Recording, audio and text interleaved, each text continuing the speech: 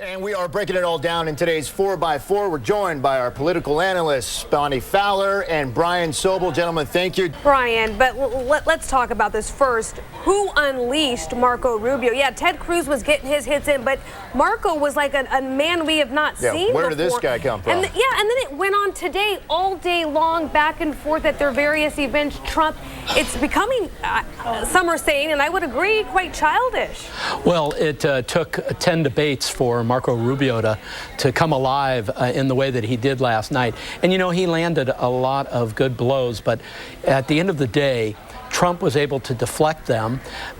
Both Cruz and Rubio really tried to pin Trump down on policy issues. You know, what exactly is your policy on X? How are you actually going to do something? And Trump was very effective at turning it back on them, to their personalities, how they've done previously. He's a master of manipulating the debate, and he's very effective. But Brian, I got the sense that whenever he really was pressed on those policy issues, he also tended to throw out those insults that we've heard him say about. I mean, right. Yeah, I don't know how effective that is, but I guess he's been doing it since August. Well, it doesn't seem to affect that core group of Trump supporters, 35% of the people. And we're coming to a math problem here for the GOP. They have to figure this thing out. You have Cruz and Rubio that have 25% support each, making, you know, some numbers that are probably close to the truth. If you combine those numbers, they would be doing better than Trump. But they don't want to seem to figure out who ought to run against the guy. And then you have Carson and Kasich still hanging out. And so the GOP is not doing a great job here in putting together a candidate that can upset Trump here. Donald Trump is winning on style and on substance so far. The substance being issues like immigration and economics, Americans getting left behind. But he's also combining that with his gift of style. He is what voters really want, at least in the Republican Party, is someone who is strong, who speaks his mind, and who doesn't seem to be bought and paid for by the traditional special interest or lobbyists or DC crowd, whatever you want to call it. That style has really marked him different from the rest of the Republican field. Well, and it's really frustrating the rest of the people in that field, because Trump has been able to survive thus far and doing very well in the polling going into Super Tuesday, really with platitudes. And that's why both Cruz and Rubio were trying to get him to talk about policy differences and points, and Trump wasn't buying into it. I do get that sense there was a panic in the Republican establishment there on that stage, at least with the freshman senators. So you guys probably heard today that Chris Christie came out and gave his thumbs up, the green light, to endorse Donald Trump. Senator Barbara Boxer here in California put out a statement in response to that. I want to read it real quick.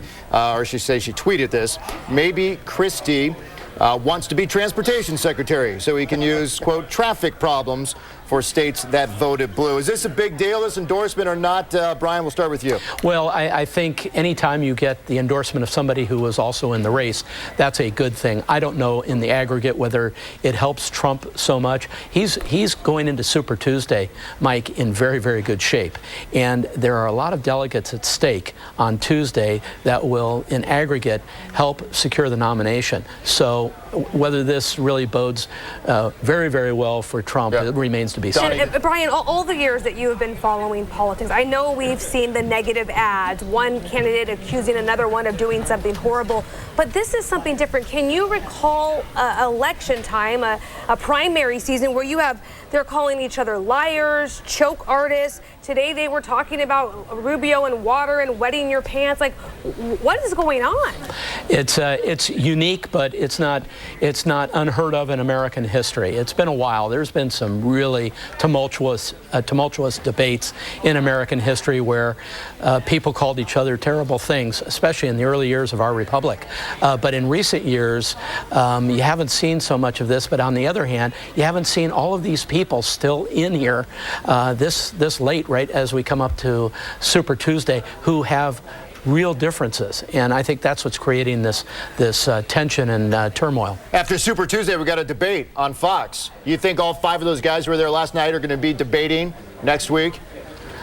My view is that at least one of those people will be out, but we'll see. You know, we're awfully close to Super Tuesday, and we'll see what happens after Super Tuesday. What do you Maybe think, they hang in Donnie? a little bit. Marco Rubio, the senator from Florida, has still not proven himself to really be up to speed and ready to run for president. He's a new senator. He's a young senator in his early 40s. And maybe he's going to be ready in 4 years, but just because he can throw out some insults last night doesn't give him the gravitas or the experience to carry through. That means Kasich says, hey, I'm going to stay in because Rubio's not getting the job done. Maybe I'll climb up. Ted Cruz is saying, I'm the other guy that's the outsider. I'm the other revolutionary. And if Donald Trump fails, Ted Cruz wants to be there. So there's no incentive for these guys to drop out this soon. Well, Yeah. and I'll tell you one what, that could is Ben I'll Carson. I'll tell you what, Rubio's got to win Florida, and Cruz better win Texas, and we'll Yes. see what happens. Even Okay. Cruz said that. Right. All right, thanks, gentlemen. Appreciate the Absolutely. conversation.